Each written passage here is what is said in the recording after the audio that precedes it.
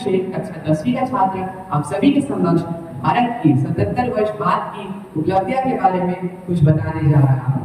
तो आजादी से लेकर आज तक भारत ने जितना विकास किया है उसके बारे में मैं आज जो कुछ कहने जा रहा हूँ वो बहुत ही कम है। सबसे पहले कृषि विभाग।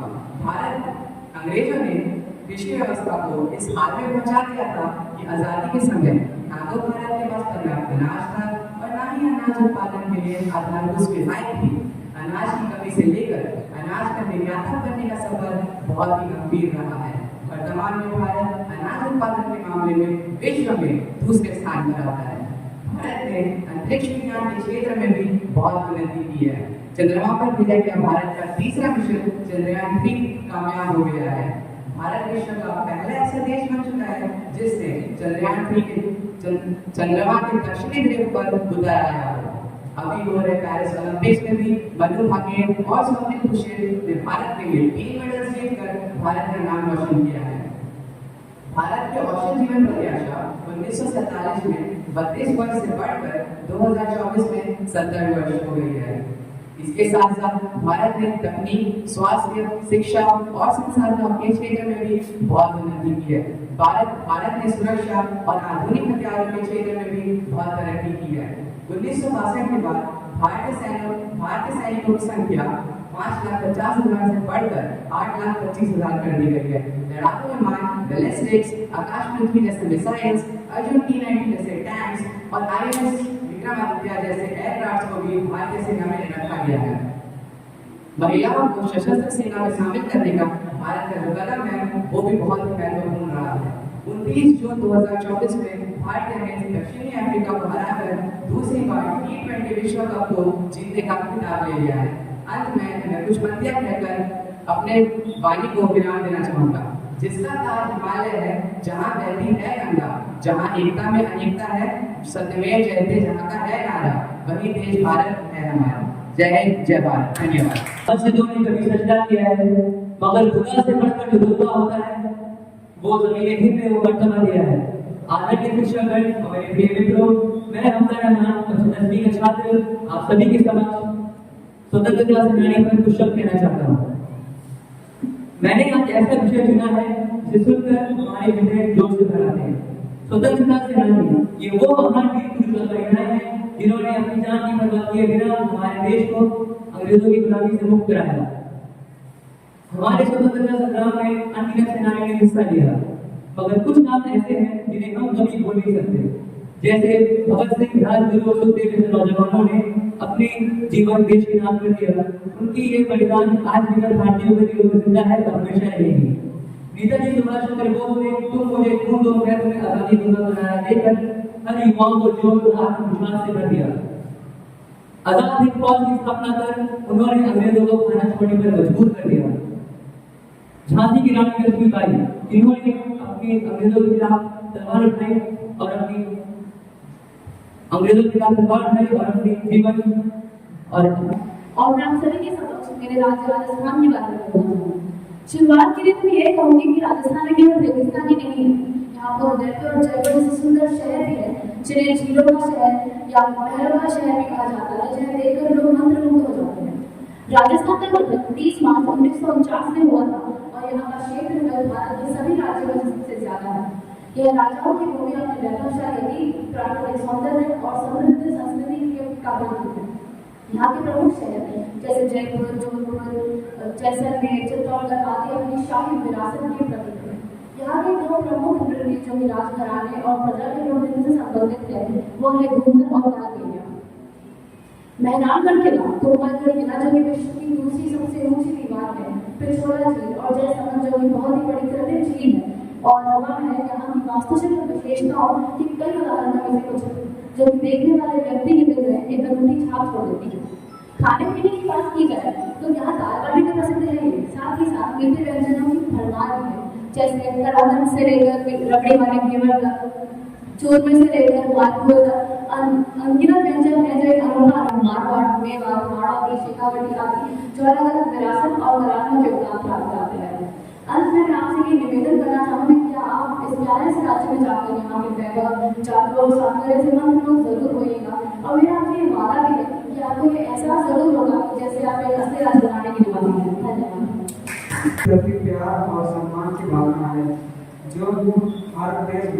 जो हर देशभक्त में होता है, जो अपने देश के प्रति प्यार और आप सभी के समक्ष चरित्र के विषय में कुछ शब्द कहने जा रहे हैं। मनुष्य के अंदर विभिन्न शक्तियां नहीं है, उन सभी में से सबसे सर्वोत्तम स्थान चरित्र का है। चरित्र का अर्थ क्या है? चरित्र का अर्थ व्यक्ति के गुण, स्वभाव और आचरण है। चरित्र ऐसा गुण है जो हमारे व्यक्तित्व को परिभाषित करता है और हमारे जीवन को आकार देता है। यह हमें अनुशासन, न्याय और सच्चाई के मार्ग में चलने की प्रेरणा देता है। यह हमें अपने कर्तव्यों को पूरा करने और अपने अधिकारों का संरक्षण रखने की शक्ति देता है। यह चरित्र के महत्व को समझने के लिए हमें अपने जीवन में कई बातों पर ध्यान देना चाहिए, जैसे अपने गुण, स्वभाव और आचरण पर ध्यान देना, दूसरों के प्रति सहानुभूति, करुणा के साथ व्यवहार करना, दूसरों के साथ मिलकर काम करने और अपने सामूहिक रूप से अपने लक्ष्यों पर प्राप्त करने की क्षमता, ये सभी गुण मुझको चरित्र व्यक्ति की है। चरित्र के इन गुणों जिसके होठों पर गंगा और हाथों में तिरंगा है, मैं उस देश की नागरिक हूँ जहाँ हर 50 मील दूर पर रूप, रंग, पहनावा, महज़ब बदल जाता है। मैं उस देश की नागरिक हूँ जहाँ जो अपने भूगोल से पहले इस ब्रह्मांड का भूगोल समझ आता है। वह देश जो कभी सत्यम से सुंदरम, कभी वंदे मातरम, तो कभी पंजाब से गुजरात द्रविड़ उत्कल गंगा है। सर्वप्रथम यहाँ उपस्थित आदरणीय निर्णायकगण, मेरे सहपाठी, मेरे अग्रजन, आप सभी को मेरा शुभ प्रभात। मैं प्रिया रानी, कक्षा 10वीं की छात्रा, आप सभी के समक्ष हमारा देश भारत के विषय पर कुछ शब्द कहने जा रही हूँ। भारत अनेकता में एकता की शान है।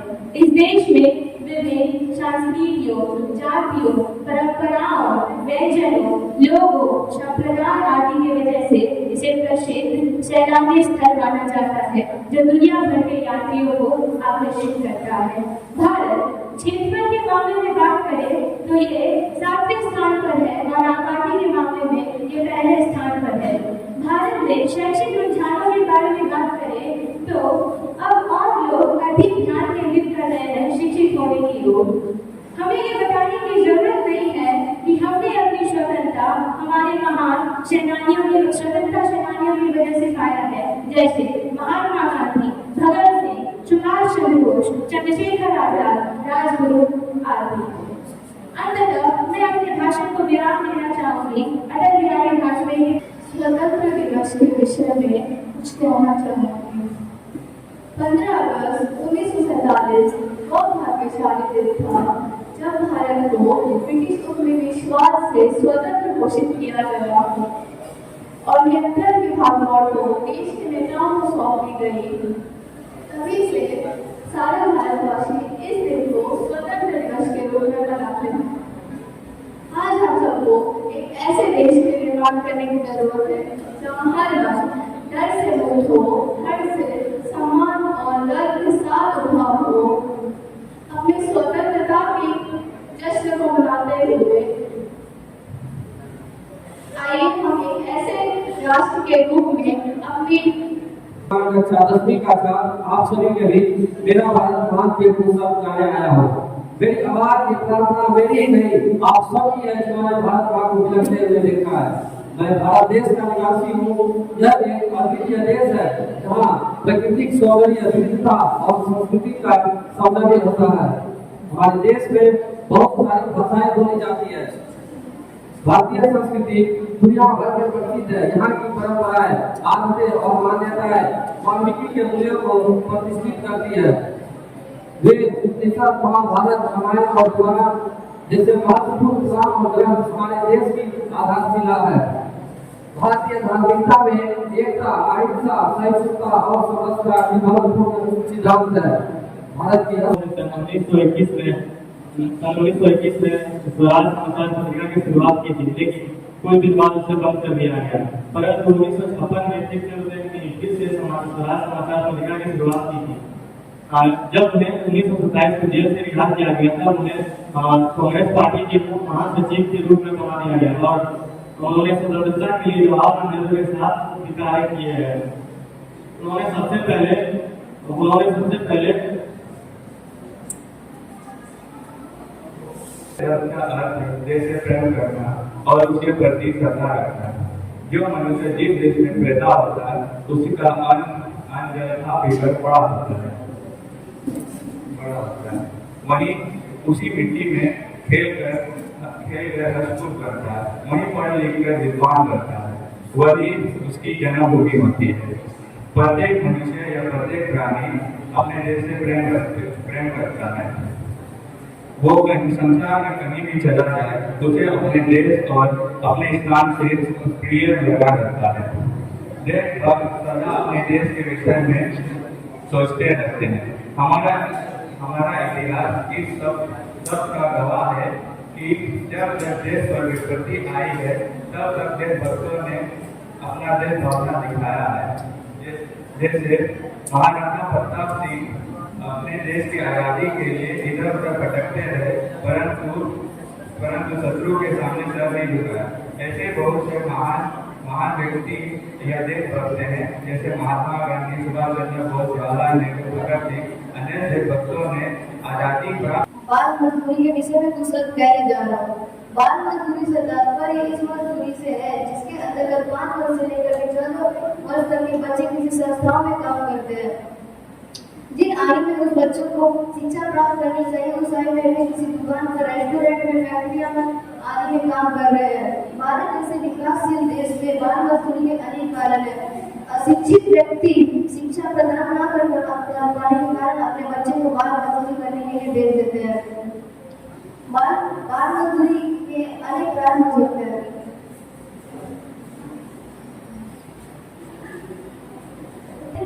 और यहाँ उपस्थित सभी सहपाठियों, आप सभी को मेरा सुप्रभात। मैं उत्तर वाली कक्षा 10वीं की छात्रा आप सभी के समक्ष सोशल मीडिया यानी कि सामाजिक मीडिया के बारे में कुछ शब्द कहते जा रही हूँ। सोशल मीडिया एक ऐसा मीडिया है जो प्रिंट, इलेक्ट्रॉनिक और बाकी सारे मीडिया से अलग है। सोशल मीडिया इंटरनेट के माध्यम से एक नया दुनिया बनाता है जिसे उपयोग करने वाला हर व्यक्ति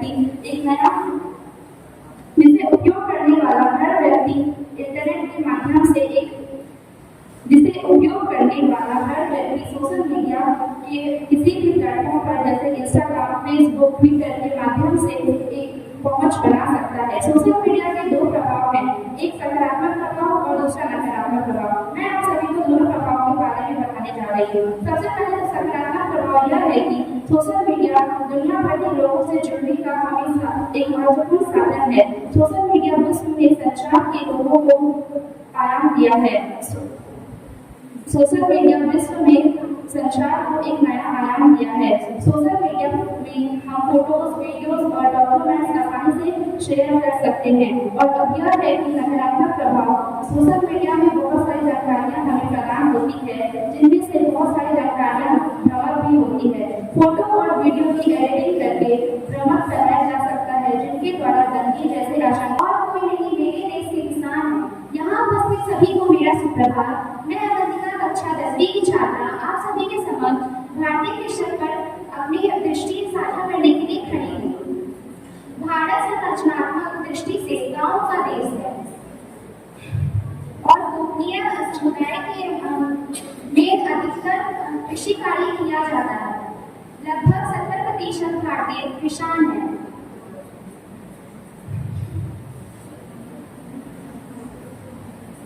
से मिलता है। हमें उनके हालत में सुधार करना चाहिए, उन्हें खेतों की आधुनिक विधि सिखानी चाहिए, उनको शिक्षित करना चाहिए और जितना हो सके सरकार द्वारा उन्हें सहायता प्रदान करनी चाहिए।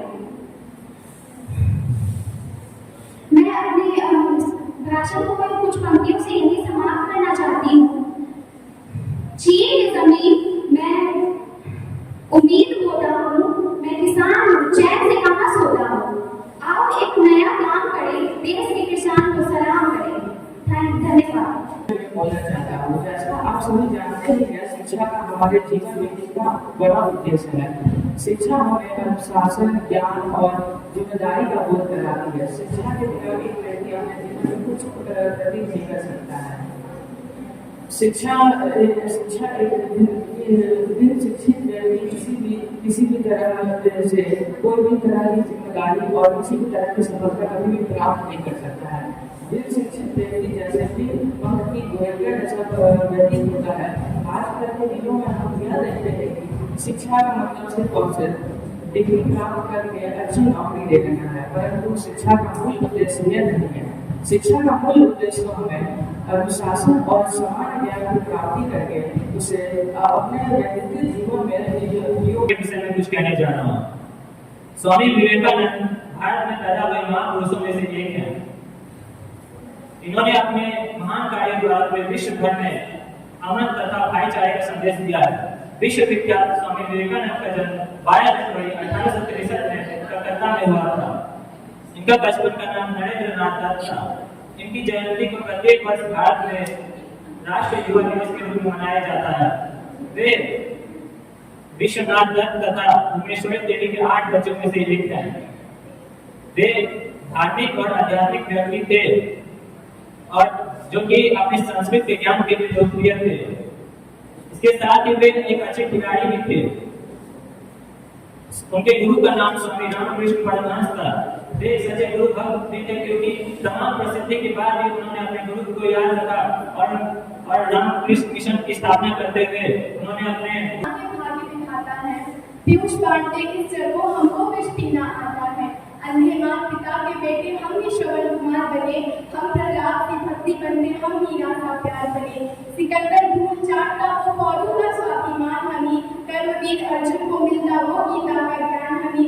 ओंकार के ओम हमी, बुद्धम शरणम के बुद्ध हमी, पानीपत की ताकत हम हल्दी घाटी का युद्ध हमी।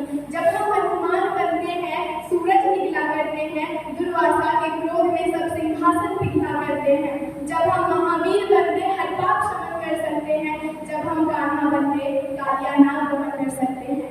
सर्वप्रथम यहाँ उपस्थित माननीय न्यायालय समिति, शिक्षकगण, आग्रज, अनुज एवं मेरे प्रिय सहपाठियों, सभी को मेरा नमस्कार। मैं कृष्ण कुमारी बच्चानी की छात्रा आप सभी के समक्ष युवा नेतृत्व के ऊपर अपने विचार प्रस्तुत करने जा रही हूँ। इसमें कोई त्रुटि हो जाए तो मुझे क्षमा करना। मैं जानती हूँ कि राजनीति में युवा नेतृत्व कभी हकीकत हुआ करती थी, लेकिन आज सिर्फ बयानबाजी बनकर रह चुकी है। हमारे देश का युवा जहाँ भारत तेरे टुकड़े होंगे ऐसे नारों का प्रयोग करता है, हमारे देश का युवा खालिस्तान पाकिस्तान जैसे नारों का समर्थन करता है, तब इसी देश की इसी जमीन में 23 साल के शहीद आजम सरदार भगत सिंह की उस हिम्मत को भी देखा है जिन्होंने अपने फांसी के फंदे को भी चूम कर अपने गले से लगाया था और इस पूरे देश में क्रांतिकारियों का एक नया सैलाब खड़ा कर दिया था। इसी देश ने डॉक्टर बाबा साहेब अम्बेडकर के उस जज्बे को भी देखा है जिन्होंने संपूर्ण दलित समुदाय को अपने हक की आवाज उठाना और आत्मनिर्भर बनना सिखाया है। इसी देश की इसी जमीन ने आयरन लेडी इंदिरा गांधी के उस हौसले को भी देखा है जिनकी व्यक्तित्व की नींव भी क्रांतिकारियों ने रखी थी, जिन्होंने आत्मनिर्भर भारत की पहली सीढ़ी चढ़ने के लिए सबको प्रेरणा दी थी।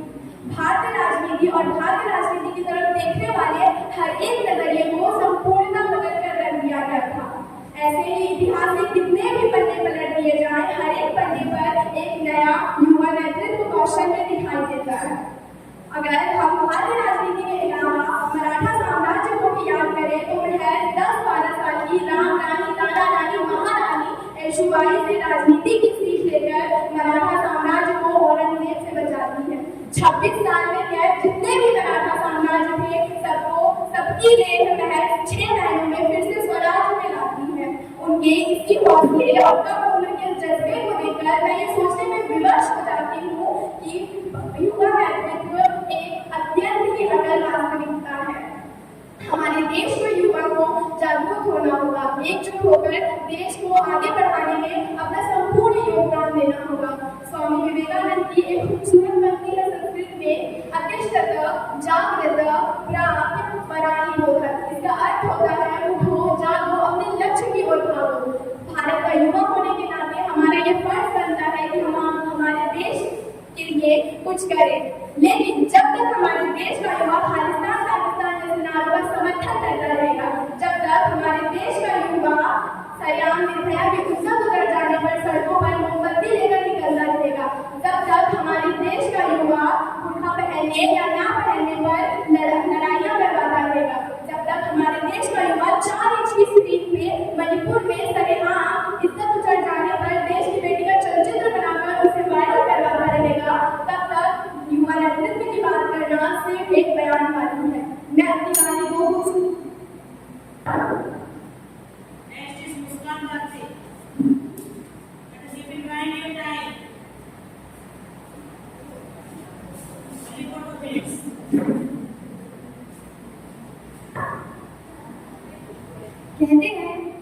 कहते हैं पानी ना हो तो दुनिया किस काम की, आंखें ना हो तो आंसू किस काम की, दिल ना हो तो धड़कन किस काम की, और अगर हम बदन के काम ना आए तो जिंदगी किस काम की। इन्हीं खूबसूरत लफ्जों के साथ मैं मुस्कान भाटी मैथमेटिक्स परिवार के सभी सदस्यों को आजादी का 78वां स्वतंत्रता दिवस एवं अमृत महोत्सव के शुभ अवसर पर सबका अभिनंदन एवं प्रणाम करती हूँ। हम सब की अलग अलग पहचान है, जाति, वर्ण, भाषा और शिक्षा के अलावा हमारी अपने परिवार और कार्य क्षेत्र से जुड़ी पहचान होती है, किंतु हमारी ऐसी भी पहचान है जो इन सबसे ऊपर है, और वो है भारत का नागरिक होना। मुझे गर्व है इस बात पर कि मैं उस देश की नागरिक हूँ जहाँ धरती को माथा पर बुलाते हैं। मुझे गर्व है इस बात पर कि मैं उस देश की नागरिक हूँ जहाँ उगते हुए सूरज और ढलते हुए सूरज को पूजा जाता है। मैं उस देश की नागरिक हूँ जहाँ नसीब होता है वो जो देश के काम करता है। माननीय मुख्य अतिथि आदरणीय शिक्षक और मेरे प्यारे भाई और बहन, मैं आमिर कक्षा 9 का छात्र आप सभी के स्वतंत्रता दिवस से संबंधित बहुत ही रोचक और महत्वपूर्ण जानकारी देने जा रहा हूँ जो हमारे हिंदुस्तानी के लिए आवश्यक है। पहला, भारत के आखिरी वायसराय लॉर्ड माउंटबेटन ने अपने आजादी के भारत के आजादी का दिन 15 तारीख इसलिए चुना क्योंकि वो 15 तारीख को अपने लिए शुभ मानते थे, परंतु भारत के ब्राह्मण और पंडितों ने 15 तारीख को अशुभ बताया। इस पर चर्चा होने के बाद ये निर्णय किया गया कि भारत 14 और 15 की रात द्वारा हुआ था। उसी रात भारत के पहले प्रधानमंत्री श्री जवाहरलाल नेहरू ने लाल किले पर बहुत ही जोरदार भाषण दिए। बाकी बंधु से चीन प्रतिचीन भेंट। दूसरा, 15 तारीख को लाल किले पर सबसे पहला भाषण प्रधानमंत्री ने ही दिया था और उन्होंने ही लाल किले पर सबसे पहला तिरंगा लहराया। तो तब से परंपरा चलती आ रही है कि 15 तारीख स्वतंत्रता दिवस के अवसर पर लाल किले पर प्रधानमंत्री एक झंडा फहराया। संविधानिक प्रधान होने के कारण 26 जनवरी को राष्ट्रपति लाल किले पर झंडा फहराते हैं। तीसरा, जैसे कि आप सभी जानते हैं कि हमारे राष्ट्रीय ध्वज का डिजाइन पीली वेंकैया नामक व्यक्ति ने दिया था और हमारे राष्ट्रीय ध्वज की लंबाई चौड़ाई 3:2 मीटर है। हमारे देश को एक डोर में बांध कर रखने के लिए हमारे लोगों ने बड़ी सूझबूझ के साथ तिरंगे में 3 रंगों को रखा। केसरिया, तिरंगे में मौजूद केसरिया साहस और बलिदान का प्रतीक है। तिरंगे में मौजूद सफेद रंग पवित्रता और सच्चाई का प्रतीक है। और तिरंगे में मौजूद हरा रंग संपन्नता का प्रतीक है। अंत में अशोक चक्र में जो नीला रंग है वो हमें ये बताता रहेगा कि हमारे जिंदगी में बहुत सी कठिनाइयां और परेशानियां आती रहती है। हमें उन चुनौतियों को स्वीकार करके उनसे लड़ना चाहिए और हमें हमेशा भविष्य में अपने देश का नाम रोशन करना चाहिए। अंत में मैं अपने भाषण को समाप्त करते हुए सपनों के भारत पर विचार प्रकट करने जा रही हूँ। मानव का जीवन उनके सपनों से शुरू होता है। हम सभी के पास विभिन्न आकांक्षाएं और सपने होते हैं जिनको अपने जीवन के विभिन्न पहलुओं में कल्पना करते हैं। उनमें से एक कल्पना है मेरे सपनों का भारत। मेरे सपनों का भारत वो होगा जब कन्याकुमारी की मिट्टी कश्मीर की बर्फ से जा मिलेगी, जब सिक्किम की हरियाली राजस्थान की बंजर जमीन से मैं ऐसा भारत का सपना देखती हूँ जो दुनिया के प्रतिनिधित्व करता हो, जिसके सामने पूरी दुनिया का नमस्कार हो। ऐसा कि देश मेरा जल रहा है, आग लगी है सीने में, हुक्मरान सब व्यस्त है खून गरीब का पीने में। वो खून कहो किस मतलब का जिसमें उबाल का नाम नहीं, वो खून कहो किस मतलब का आ सके देश के काम नहीं, वो खून कहो किस मतलब का जिसमें जीवन में रवानी है, जो बरबस होकर रहता है वो खून नहीं पानी है। उस दिन सभी लोगों ने सही सही खून की कीमत पहचानी थी, जिस दिन सुभाष ने बर्मा में मांगी उनसे कुर्बानी।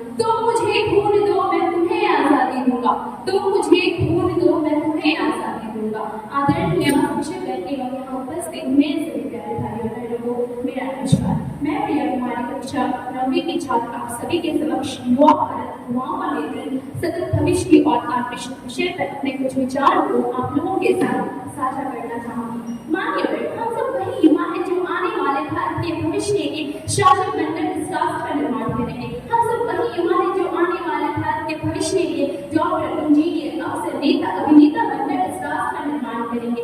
जरूरी नहीं कि आज का युवा भगत सिंह की तरह फांसी के फंदे पे ही चढ़े, चांद और मंगल पर भी चढ़ सकता है। और यह भी जरूरी नहीं देश की बेटियां रानी लक्ष्मीबाई की तरह तलवार लेकर घोड़े पे भी दौड़े, हेमा दास की तरह मेडल लेकर ट्रैक पे भी दौड़ सकती है। जी हाँ श्रीमन, आज हमारे देश का लगभग 65% हिस्सा युवाओं का है और मेरे विचारों में ये युवा आपदा को अवसर में परिवर्तित करने का सामर्थ्य रखता है। अपनी वीर योजना के बाद तो हमारे पास भविष्य में 8वीं से प्रशिक्षित युवाओं की फौज तैयार हो जाएगी और जब भी देश को जरूरत पड़ेगी ये नौजवान अपना सर्वस्व बलिदान करने को तत्पर रहेंगे और तब हम गर्व से कह सकेंगे, धड़क धड़क धड़केगा अब ये अग्नि का अंगारा है, क्या सिंधु का देशभक्ति छुपों से भरा है, कोई हम पर आंख उठा ले इसकी भला हिमाकत है।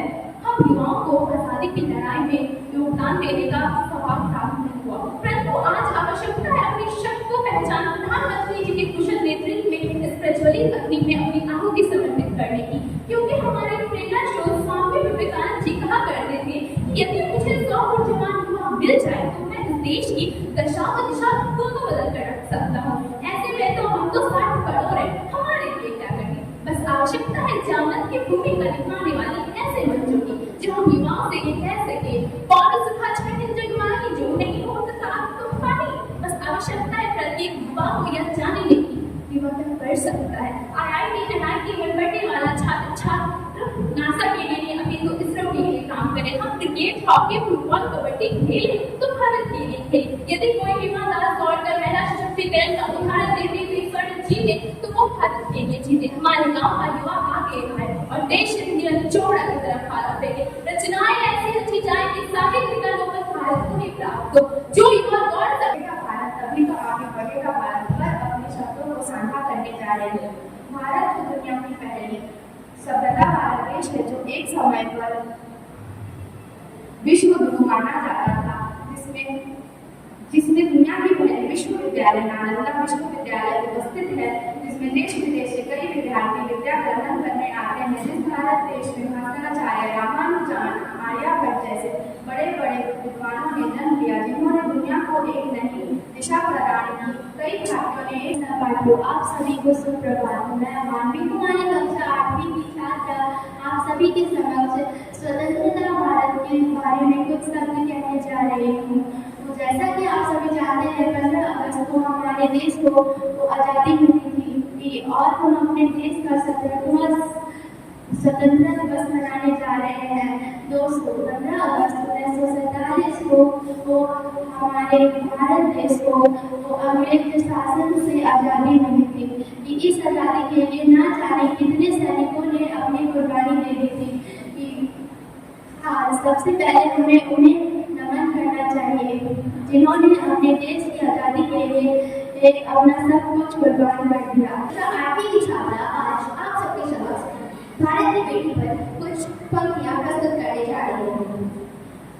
आएगी आज जब भी इस वतन पर और बुलाएगी भारत माँ, जब भी इस वतन पर कोई आ जाएगी और भारत माता माँ से बुलाएगी, तब हिंदुस्तान के हर घर से रानी लक्ष्मीबाई की नजर आएगी।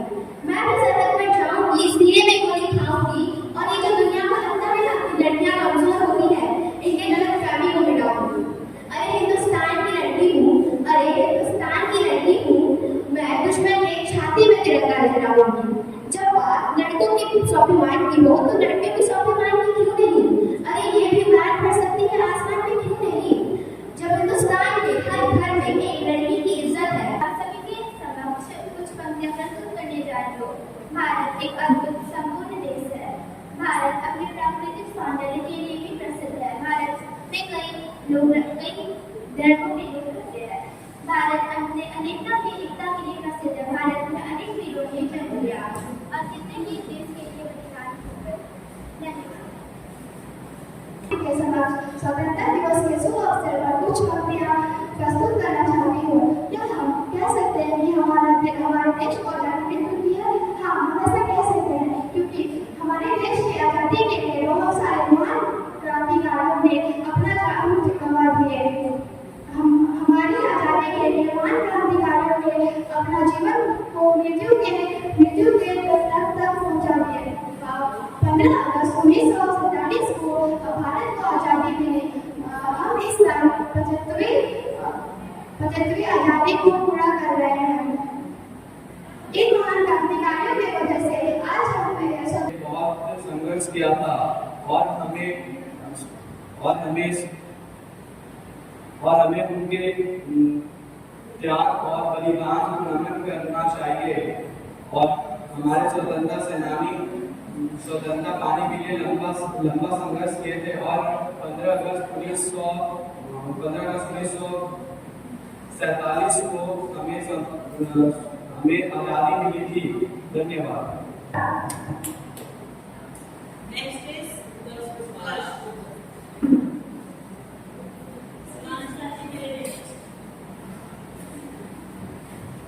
आप दुनिया में कितना भी अमीर बन जाए आप हमें तो नहीं खरीद सकते। ये दुनिया के सबसे अमीर इंसान बिल गेट्स ने कहा है। मैं अपने कक्षा 8 का छात्र आपके सामने समय का महत्व के बारे में कुछ कहना चाहता हूँ। समय हमारी जिंदगी में सबसे अमूल्य भूमिका निभाते हैं। आप सभी को मेरा सुप्रभात। मैं समाज साथी कक्षा 8 की छात्रा आप सभी के समक्ष हिंदी दिवस पर कुछ शब्द कहने जा रही हूँ। हिंदी दिवस प्रत्येक भारतीय के लिए गर्व का दिन है। 14 सितंबर 1939 को हिंदी भाषा को राजभाषा का दर्जा दिया गया था। भारत में बोले जाने वाली प्रत्येक भाषाओं में हिंदी भाषा सबसे अधिक उपयोगी और बोली जाने वाली भाषा है। हिंदी भाषा वक्ताओं की ताकत है। हिंदी भाषा लेखकों का अभिमान है। यह हमें एकता के सूत्र में पिरोती है। अतः मैं अपने भाषण का समर्पण कुछ शब्दों से कहने जा रही हूँ। हिंदी हमारी संस्कृति है। हिंदी हमारा स्वाभिमान है। हिंदी से ही बने हैं हम, क्योंकि हिंदी हमारी मातृभाषा है। धन्यवाद। जय। महान विज्ञानी थी। उनका जन्म 19 नवंबर 1828 को माता ऋषि में हुआ था। रानी लक्ष्मीबाई का बचपन का नाम कालिका था। वे उन्हें प्यार से सब बड़ों के नाम से भी पुकारा करते थे। रानी लक्ष्मीबाई के द्वारा दिए गए वीरता सभी महिलाओं के लिए एक प्रेरणा है। धन्यवाद।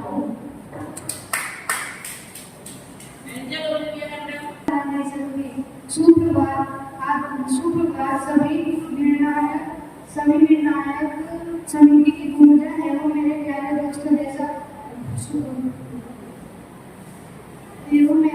प्यारे दोस्तों जैसा कि आप जानते हैं कि आने वाली 15 तारीख को हम अपने देश का 77वां स्वतंत्रता दिवस मनाएंगे। 15 अगस्त स्वतंत्रता दिवस ये हम सब भारतवासियों के लिए एक बहुत महत्वपूर्ण दिन है, क्योंकि इस दिन हमें अंग्रेजों से 200 साल की गुलामी के बाद आज़ादी मिली थी। इस आज़ादी के लिए हमारे देश के बहुत से वीर जवानों ने अपनी जान की कुर्बानी की थी। इस दिन हम सब अपने देश का तिरंगा झंडा लहराकर उन वीर जवानों को याद करते हैं। धन्यवाद।